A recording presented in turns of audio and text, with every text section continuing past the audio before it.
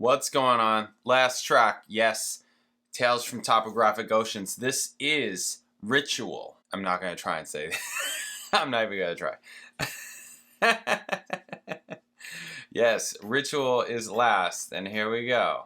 Ritual relates to the tantras, literally meaning rites or rituals. Anderson described its bass and drum solos as a presentation of the fight and struggle that life presents between sources of evil and pure love. Yeah, Bytor, right?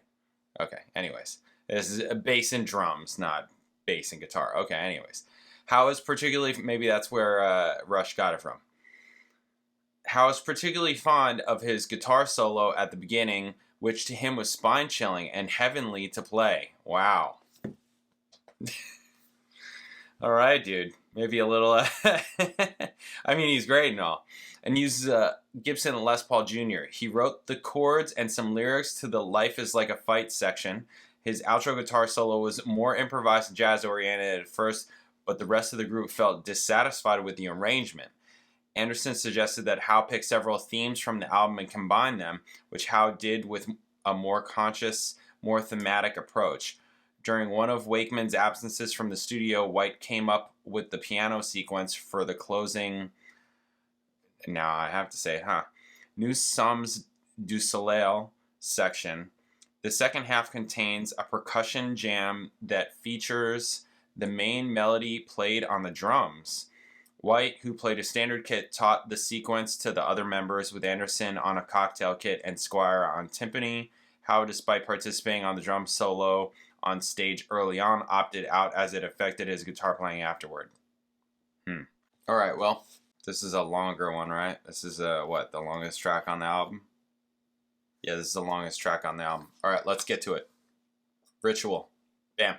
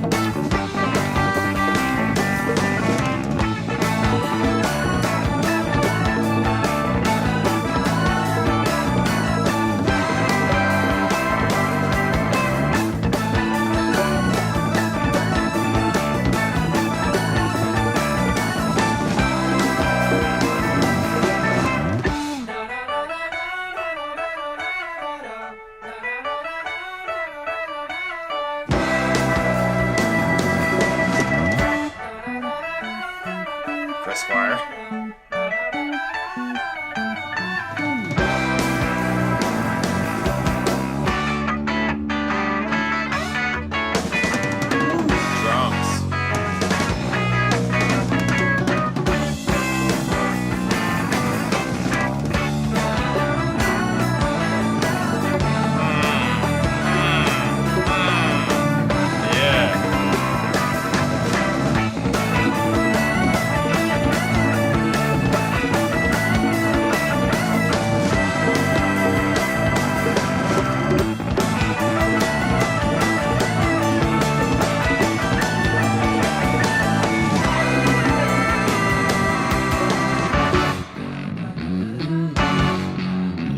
These textures are different for them.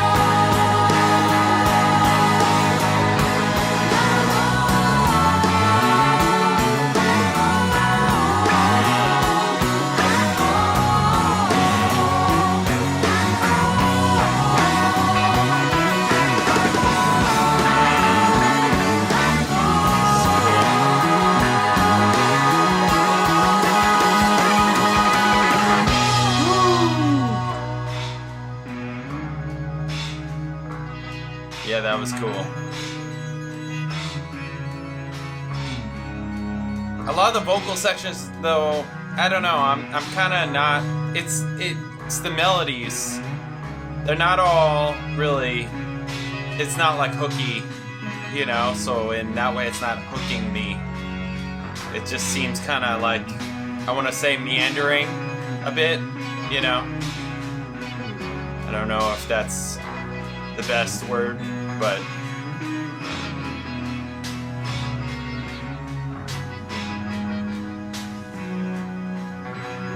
But that whole part, just that end part, was really cool.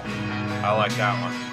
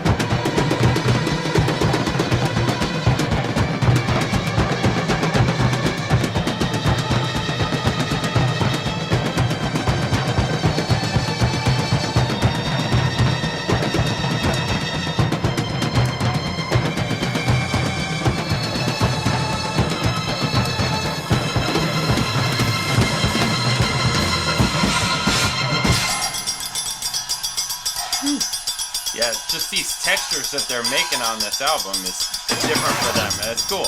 It all sounds, sonically sounds very good.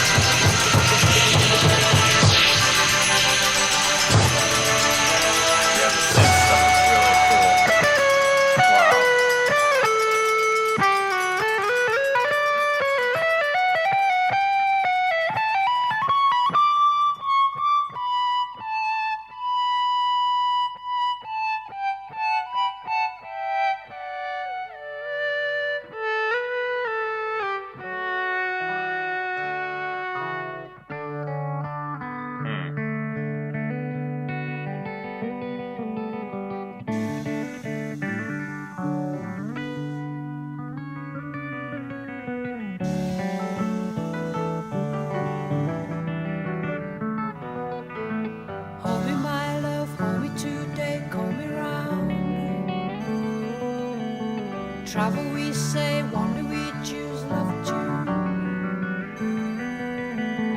lay upon me, hold me around lasting hours.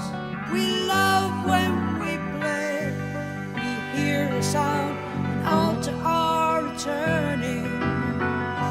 We drift the shadows and course our way back home.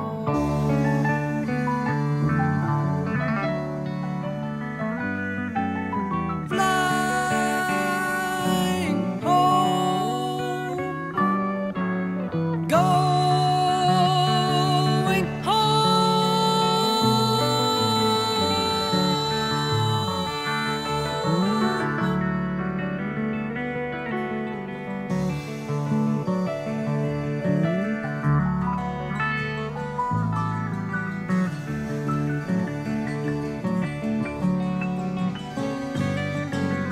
look me, my love, sentences move dancing away. We join, we receive as our song, memories long hoping away. New song, new silence, hold me around lasting hours. We love when we play. New song, new silence.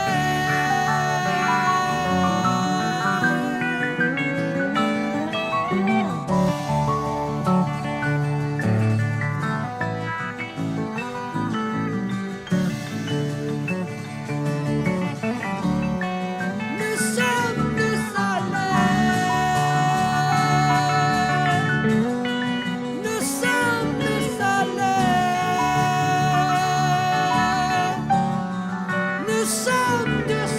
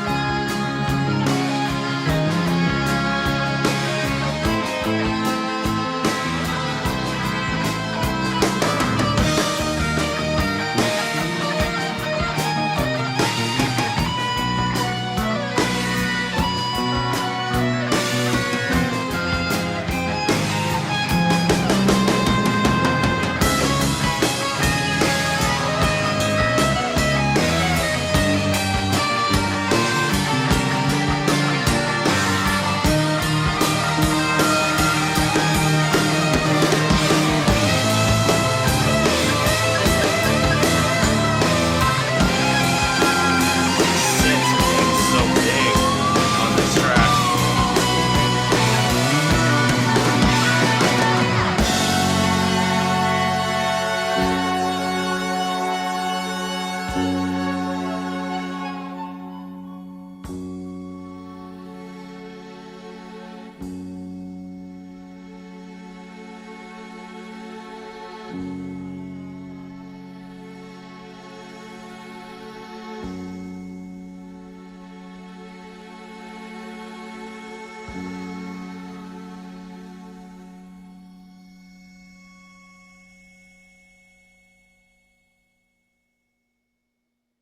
All right, there it is. That's the album.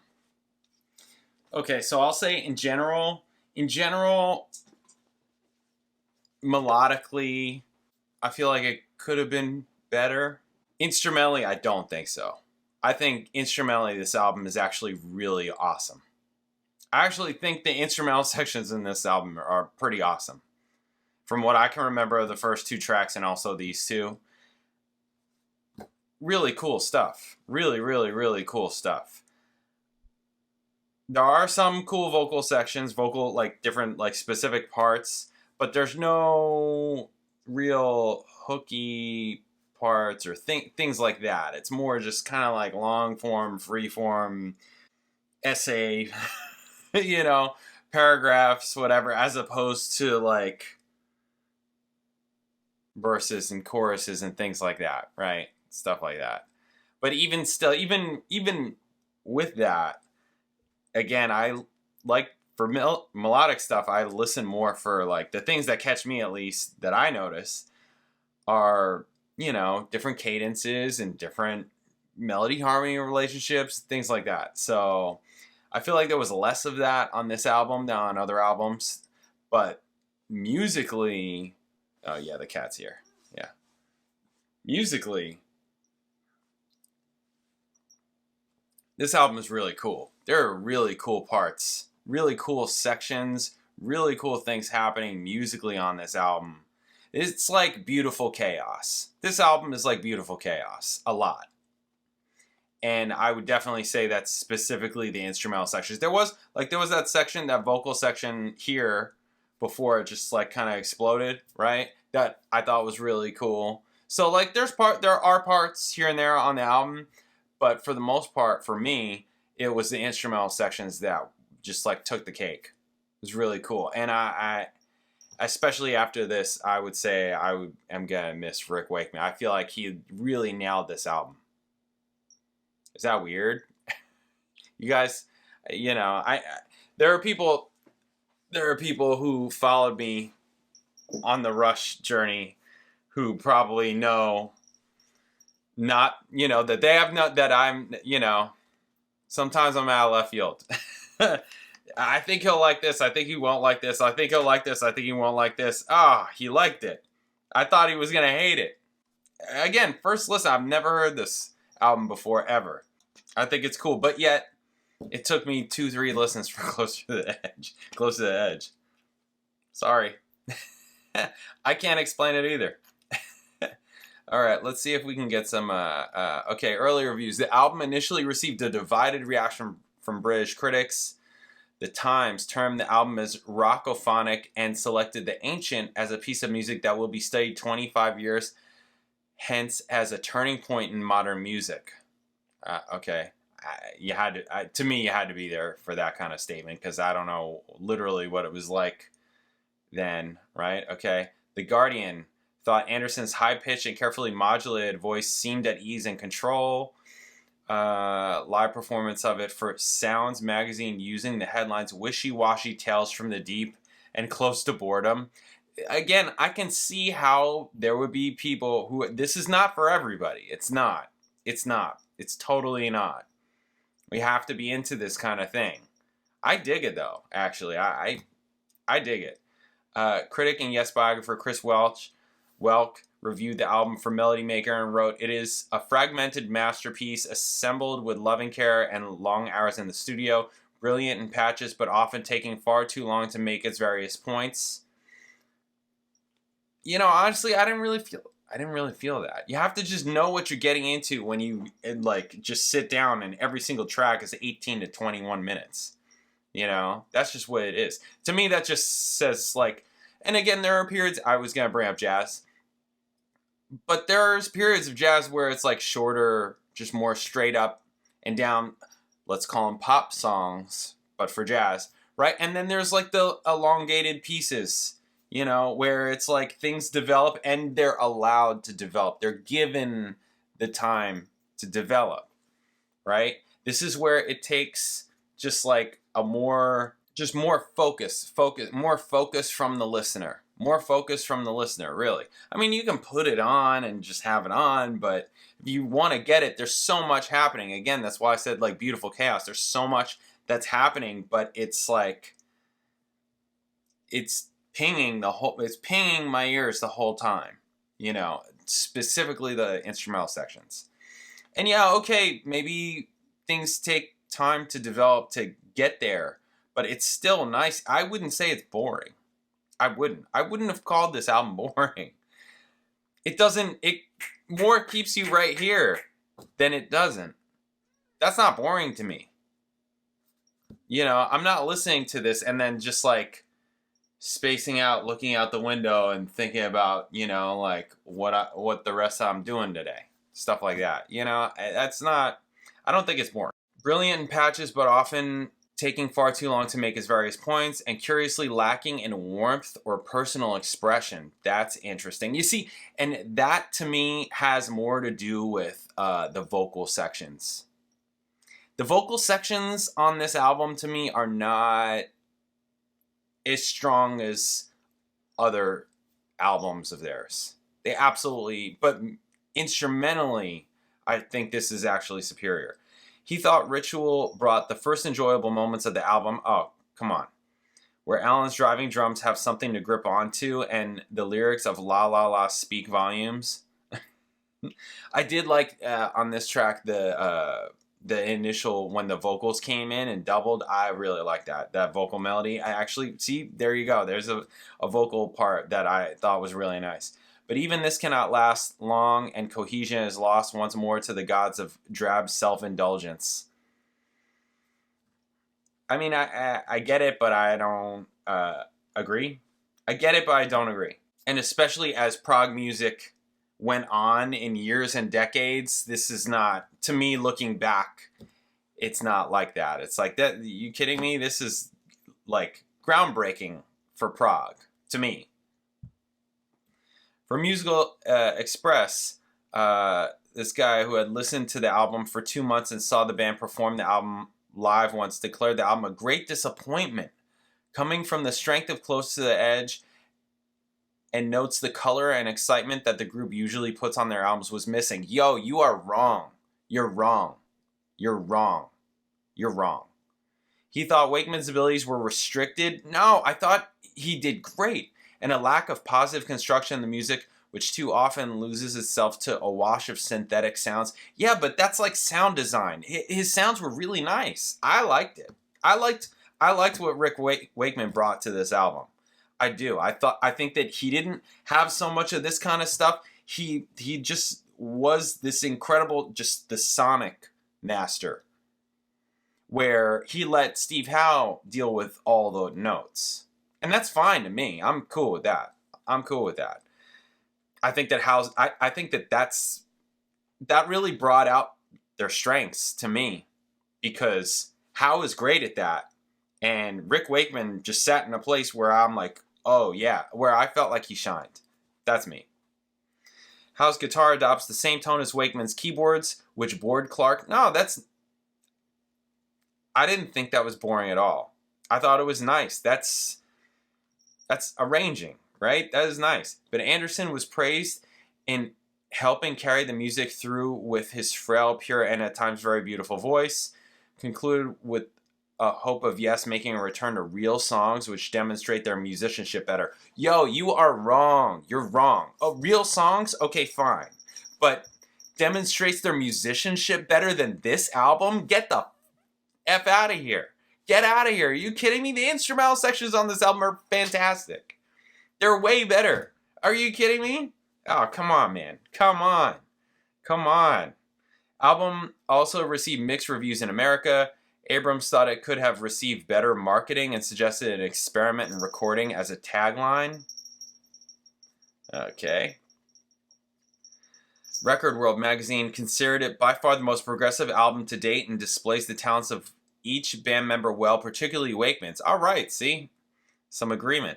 A review in Billboard said the 4 sides produce mixed results, with Anderson's weighty spiritual concept having indigestible lyrics that are fortunately outplayed by the band's rich, sweeping playing. Okay, all right, okay.